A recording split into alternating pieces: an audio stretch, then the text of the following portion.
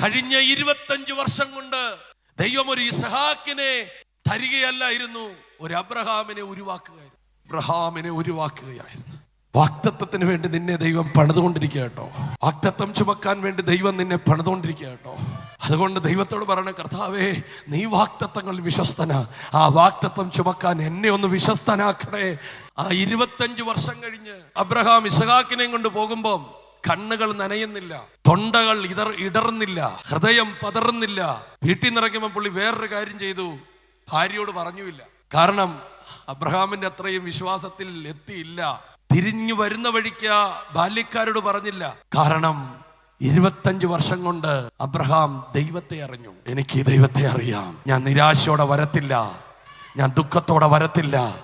യാഗം കഴിക്കാൻ ഒരു പ്രാവശ്യമേ കേട്ടിട്ടുള്ളൂ, പക്ഷേ ഞാൻ 25 വർഷമായിട്ട് കേൾക്കുന്നുണ്ട്, നിന്റെ സന്തതിയെ ഞാൻ അനുഗ്രഹിക്കുമെന്ന്.